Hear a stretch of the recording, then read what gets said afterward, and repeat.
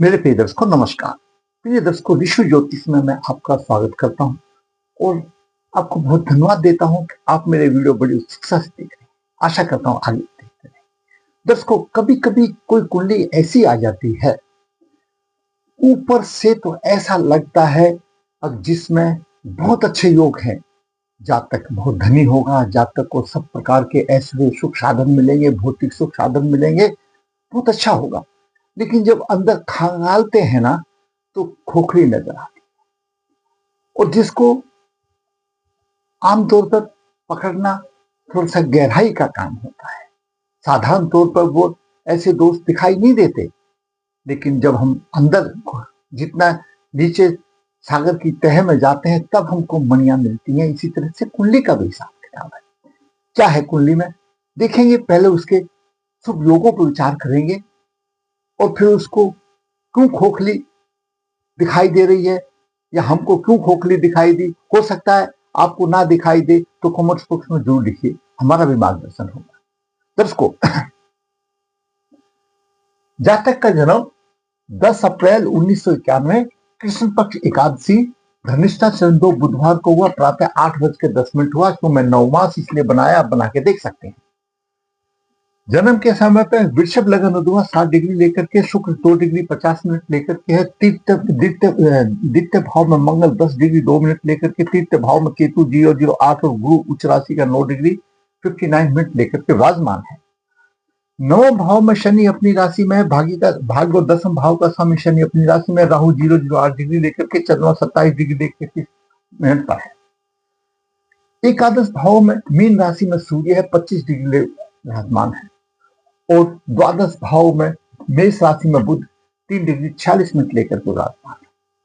अब हम इसका ऊपर से अवलोकन करते हैं तो पहले हम चलते हैं, हम नवास की तरफ देखते हैं तो केतु नवास में, पुष्कर नवास में आ जाता है और वगर तो नवास में आता है, जिसको कि अच्छा माना जाता है, बहुत अच्छी बात है। गुरु यहाँ पर भी उच्च राशि का है और नवास में भी उच्च राशि, नवास में भी अच्छा माना गया है और पुष्कर नवास में आ गया है, बहुत अच्छा योग है। और दूसरी तरफ हम देखते हैं कि लग्नेश लगन में है। हम हर एक कुंडली में बताते हैं दर्शकों कि जब लगन लग्नेश में होता है तो उसको सभी प्रकार के भोगों का सुख मिलता है, सभी प्रकार के भोगों को ज्ञापन मिलता है। और यहां पर तो शुक्र अपनी वृषभ राशि में है, मालव्य योग बना रहा है। शुक्र मालव्य योग बना रहा है, मीन राशि में सूर्य है और एकादश भाव में मीन राशि का स्वामी, तृतीय भाव में गुरु भी उच्च राशि में है। एकादश भाव इच्छा पूर्ति का भाव है, सब प्रकार की इच्छा पूर्ति का भाव है। और एकादश भाव में उच्च राशि में हो गया तो परिश्रम से धन कमाने वाली बात हो गई। और फिर गुरु जब मीन राशि में होता है तो दर्शकों वो ऐसा नहीं करता, ऐसा करने वाला होता है, किसी को देने वाला होता है, ये भी एक बात है। दूसरी तरफ हम देखते हैं धन की आमदनी अच्छी है, कुंडली जो बता रही है। भाग्य का सुख अच्छा है, क्यों भाग्य अपने स्थान में है, शनि है और दसम भाव का भी स्वामी नवम भाव में आ गया, बहुत अच्छी बात है, अच्छी कुंडली है।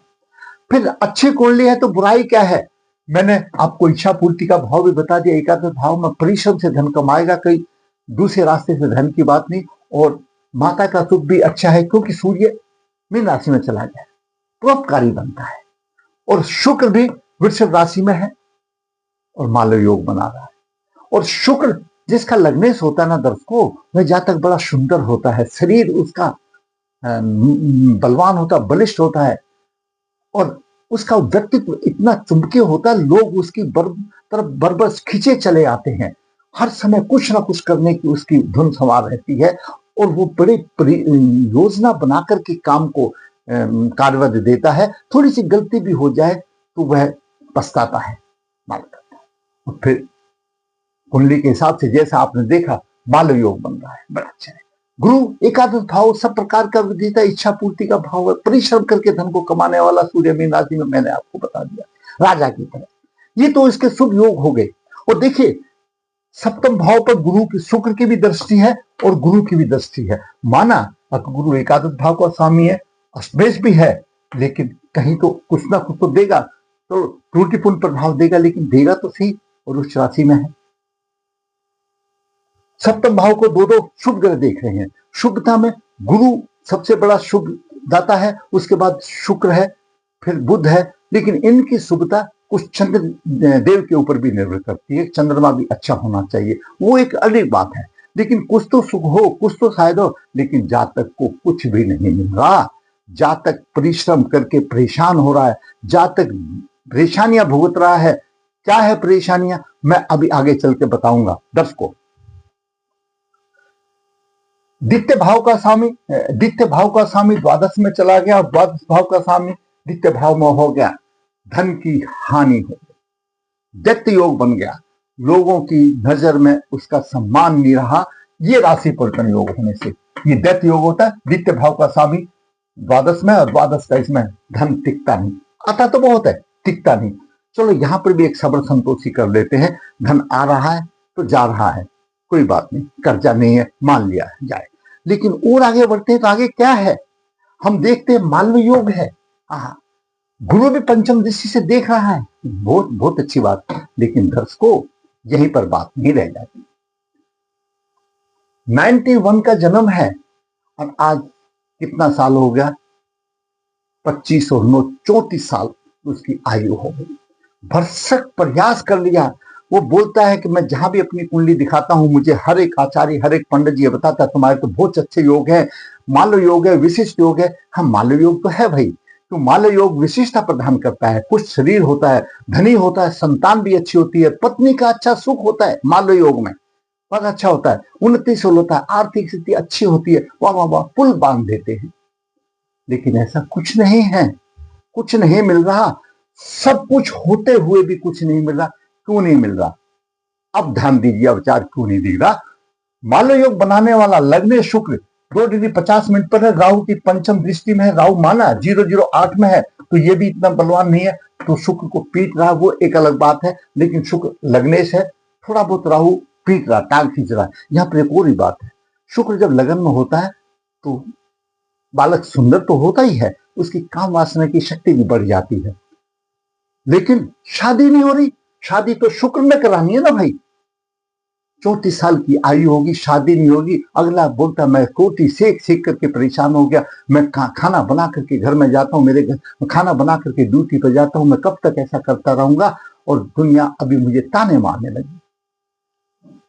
कोई नहीं पकड़ पा रहा है, बोलता मैं कितनों पंडितों को दिखा लिया, सब बताते हैं बहुत अच्छा बहुत अच्छा। वो अच्छा कब आएगा। दोस्तों शुक्र 2 डिग्री 50 मिनट लेकर के मालव योग तो बना रहा है, लेकिन जब मैंने आपको पहले वीडियो में बताया, आपकी किसी भी राशि में, मेष राशि में, वृषभ राशि में, कन्या राशि में, धनु राशि में, अगर 0 से 3 डिग्री 20 मिनट तक कोई ग्रह होगा तो वह विश्व नवास में होगा। शुक्र उसका विश्व नवास में है। जिस तरह से पुष्कर नवास एक प्रबल हो जाता है ग्रह, वो शुभ प्रभाव देने में सक्षम होता है, वर्गोत्तम एक सक्षम होता है, इस तरह से जो ग्रह विश्व नवास में फंस जाता है अपने कारत्व की हानि करता है। जिस भाव का वह स्वामी होता है उससे संबंधित हानि करता है। और दर्शकों कितना भी गुरुदेव देख लो पंचम भाव को, शुक्र विवाह का कारक है, दाम्पत्य सुख देने वाला है, भौतिक सुखों का देने वाला है। शुक्र विश्व नवास में आ गया, इसको कौन देखेगा, जो देखेगा वही तो बताएगा। विश्व नवास में आ गया, ना शादी हो रही है, ना वैभव मिल रहा है, ना भौतिक सुखों का उसको साधन मिल रहा है। लक्ष्मी आई चलेगी, खूब काम करता है, खूब पैसे आते हैं, चली जाती है। गली में खड़े होने के लिए भी अब वो बोलता है कि गुरुजी मुझे शर्म आती है, लोग कहते हैं इतनी आयु हो गई शादी नहीं हो रही, क्या कारण है। दिखाने में कोई कमी नहीं छोड़ी, पत्रिका इधर उधर दिखाने में, सब बताते हैं बहुत अच्छा हो जाएगी। कब हो जाएगी, मेरे हिसाब से बड़ा मुश्किल है, जब तक उसका उपाय नहीं किया जाएगा नहीं हो सकेगी। क्यों कि शुक्र विवाह का कारक है। अगर हम नवास कुंडली में जाते हैं तो मीन राशि लगन में बनती है नवास में, जबकि पत्नी के लिए सबसे प्रबल माना जाता है नवास। और लग्नेश, नवास का लग्नेश सप्तम भाव में चंद्रमा के साथ अच्छी स्थिति में है, लेकिन यहां पर 10 को शुक्र यहां पर राहु के साथ फंस गया, और सप्तमेश मंगल भी राहु के साथ फंस गया। विवाह हो तो हो कैसे, लक्ष्मी घर लक्ष्मी आए तो आए कैसे, भौतिक सुख मिले तो मिले कैसे। 34 साल तो हो गए उसको, बोलता 10 साल तो मुझे पत्रिका दिखाते दिखाते हो गए, जहां भी आता आश्वासन ही मिलता है। उसने हमारा वीडियो देखा, हमारे ऊपर विश्वास जमा, तो हमने देखा आखिर इतना वो परेशान क्यों है। परेशानी का कारण है शुक्र विश्व निवास में आ गया। दशा की बात करें तो गुरु की महादशा 25/1/14 से 30 तक चल रही है। शनि बुध की केतु अंतरदशा 1/12/21 तक खत्म हो गई। शुक्र की अंतरदशा 10/12/21 से लेकर 10/18/24 तक खत्म चल रही है, 24 तक जाती रही, चली गई। तो दशा अंतरदशा हम लेते हैं। दर्शकों, ऐसी स्थिति में कोई भी जो विवाह करने वाला ग्रह है, अलग अनेक प्रकार की द्वितीय भाव का स्वामी, एकादश भाव का स्वामी, सप्तम भाव को जो देखे वो घर का स्वामी है। मेन है शुक्र पुरुष के लिए। जब तक शुक्र देव नहीं चाहेंगे विवाह नहीं होगा, चाहे गुरुदेव कितना भी जोर लगा ले, चाहे लग्नेश कितना भी जोर लगा ले, लेकिन शुक्र, यहां पर शुक्र भी वही हो गया और लग्नेश भी वही हो गया। और मालव योग सब तेल लेने चले गए, क्योंकि विश्व निवास में शुक्रदेव फंस गए। असली बीमारी ये। क्यों फंसे? पूर्व जन्म के कर्मों के आधार पर। पूर्व जन्म के कर्मों के आधार पर स्त्री जाति का सम्मान नहीं किया। दर्शकों, अपने कर्मों को फल हमको भोगना ही पड़ेंगे। शुक्र बेटी है, बहन है, माता है, स्त्री है। आप जितना स्त्री जाति का अनादर करोगे, चाहे आपकी पत्नी क्यों ना हो, तो अगले जन्म में आपको ऐसा ही मिलेगा। आप कोई भी स्त्री हो, वृद्ध हो, जवान हो, बच्चा हो, स्त्री जाति का सम्मान करें।